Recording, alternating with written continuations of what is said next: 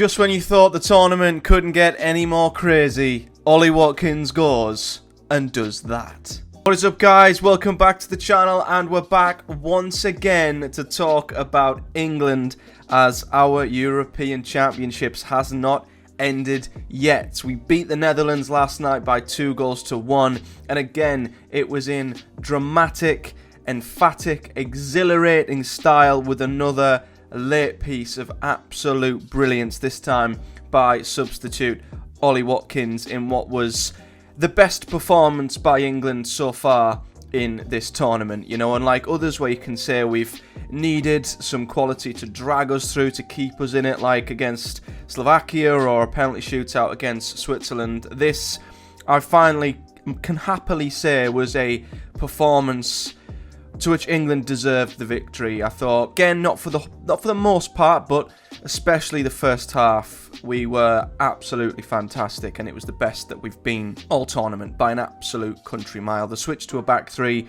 has worked so well, and all of our best players just look so much more comfortable in their respective positions. I think Foden and Bellingham in the 2-10s look so much better. Foden especially had a great game against Netherlands. Saka continues to be an absolute menace down the right-hand side. Menu has definitely become the perfect partner for Declan Rice, and the backline's been fantastic all tournament, really, but Mark Gahey stepped back in and once again has just continued from where he left off. Absolutely fantastic performance from him, but especially in the first half, I thought we were brilliant. You know, we were zipping the ball around really quickly.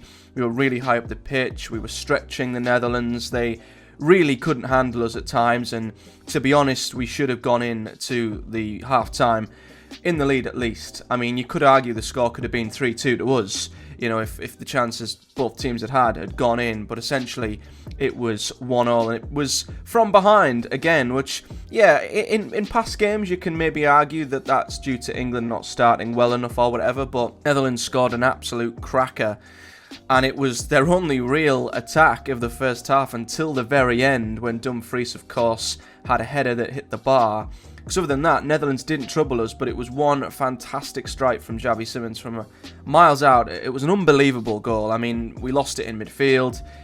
He takes a strike from outside the box. He slips as he strikes it, and it finds its way into the top corner.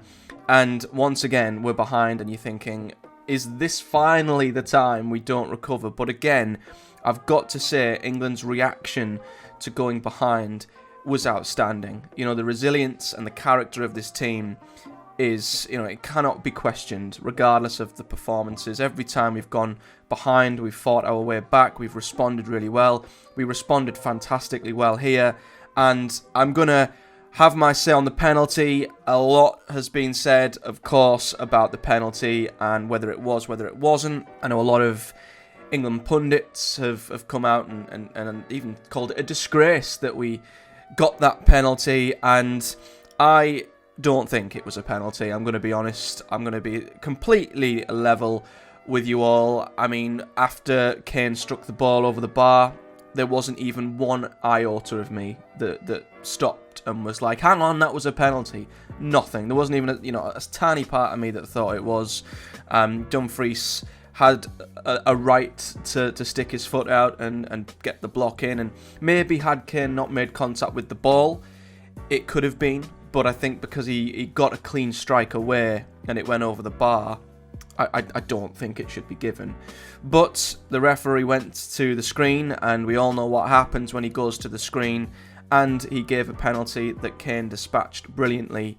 And, you know, I'll agree completely. If this was against us at the other end, we'd be furious that this had been given as a penalty. Absolutely. But what I will say is it was the least that we deserved. I thought the response warranted a goal. I thought we absolutely deserved to get back into the game. You know, they do say you make your own luck at times, and, you know, on top of that, Phil Foden hit the post with an outstanding shot from outside the box. He had one cleared off the line. We were knocking on the door, and we deserved to go in at least level, absolutely, at half-time. So I think that's, regardless of what you say about the penalty, it was the correct scoreline overall. And arguably, that was our spell to take the lead and really get a grip on the game. You know, we were saying this with the guys who I was watching it with. We all agreed that England had a spell towards the end of the first half where, you know, you felt like there was a window of opportunity there for us where we had to take the lead. We have to get in front just to have a more of a degree of control on the game, because while it's still 1-1, anything can happen. And we didn't, and we went into half-time level. And that's when the second half changes. And fair play to the Netherlands and fair play to Ronald Koeman, because although England weren't as good in the second half, I wouldn't say that was all down to just England dropping off. Although we did drop deeper, I wouldn't say it was down to us being negative or anything. You know, you haven't got a God-given right to dominate every single game you're in, especially in a semi-final. You're expecting the opposition to come back at you, to have good spells of dominance themselves, and they changed it up. They put an extra man in midfield, which helped stifle us massively, and the second half became, as you'd probably expect in a semi-final, it became cagey, it became a bit of a stalemate. You've got two teams who are maybe just as equally nervous and desperate to get to the final, but also terrified that by pushing too hard they might lose it.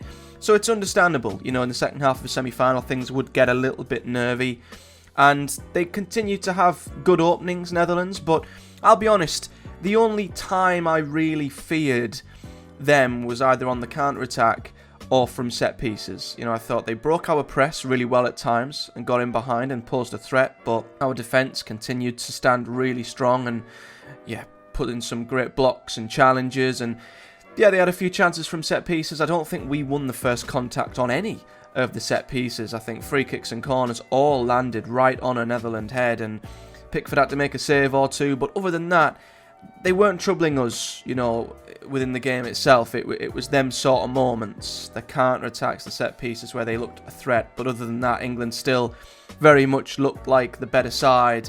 And I don't know what it is about this England team, but you always just feel like they'll pull a moment out from somewhere. You know, Bellingham's done it, Saka's done it.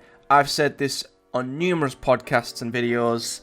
What we have over every other side in this tournament are individuals who can pull out moments of magic, and that's exactly what happened here. And credit to Gareth Southgate. You know, in past games he's been accused of being reactive more than proactive, and I'd agree with that completely, but he made two substitutions in this game. He brought on Palmer and Watkins, and you don't bring Watkins on just to freshen things up. I thought he brought him on to win the game, and his plan came to fruition, and it was the two substitutes who combined extremely well. Palmer into Watkins. I mean, I didn't see this coming at all, but the touch to his left was perfect just to get it out of his feet, and he had the tiniest window to put that ball into the corner.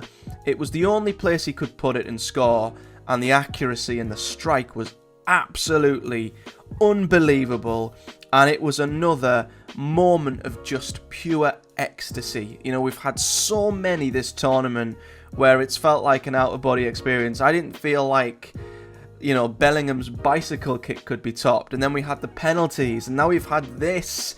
It came at the perfect time, right on the 90th minute, and it gave the Netherlands barely any chance to respond. And I think at the balance of it, England deserved it. I thought it was a much better performance from us. I think we deserved the win, especially in the first half where we were the better side. And again, I've said this numerous times, you don't want to peak into the final. You want to just keep improving, taking steps forward, and that's what we've done. Yes, we've rode our luck, we've relied on individuals at times, but we're getting better at the right time. And we're in the final again, which did not look likely a week or two ago. So I'm absolutely ecstatic. I cannot wait for Sunday. I cannot wait for us to have another chance to win a major tournament. To see the men's team do it in my lifetime would be...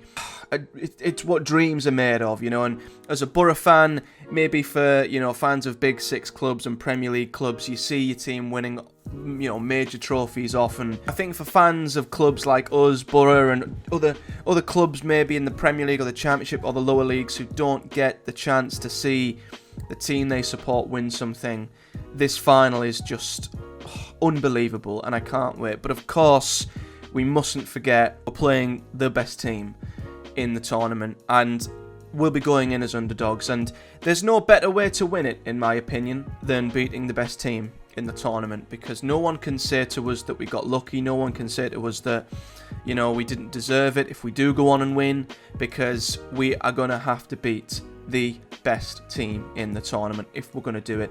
And I'll be brutally honest, before this game tonight, I thought we didn't have a chance. I thought, you know, we'd have to play out of our skin and go into a level that we've not been anywhere near to have a chance against Spain. But I saw enough tonight in that first half that encouraged me, and I think we now have a chance. We're still underdogs, we're still going to go in as second favourites. I think that suits us, if I'm honest. I think the pressure on being favourites would probably get to us a bit, and the fact that we were pre-tournament favourites maybe did, but I think going into the final second favourites is good for us, and we can just go in there and hopefully do our thing. And listen, it's going to be an outstanding final. Spain have been fantastic. They've won every single game. They've got some amazing players, but I do think there are still areas to which we can get at them, and maybe it will be a game that's won in moments. And if you were to pick a team to win a game in moments, you'd pick England. So everything crossed that I'm going to be back here probably on Monday, because if we win it on Sunday, it'll be an absolute night and a half. If we lose it, I mean, I don't know how long it'll take me to get over it, because after Euro 2020, I think I was in a rut for about 3 days before I spoke to anybody. So yeah, there might be a video on Monday if we win it.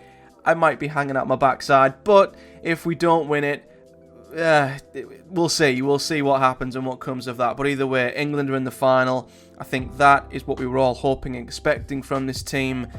We've just got to beat the best team, and that's the best way to get the job done. So let me know your thoughts in the comment section below. Your thoughts on the team, your thoughts on the players, the performances. I thought there were some brilliant performances out there. I don't think there was anybody that really stood out in a bad way. I mean, Rice had a few sloppy moments, and I do prefer Shaw over Trippier, but I thought everyone in that team played their part and were brilliant. So let me know your thoughts. Best England performance so far. Can we go up that one extra gear and finally bring football home? Let me know in the comment section below, and until next time, thank you so much for watching. I'll see you all in the next one. Come on, England!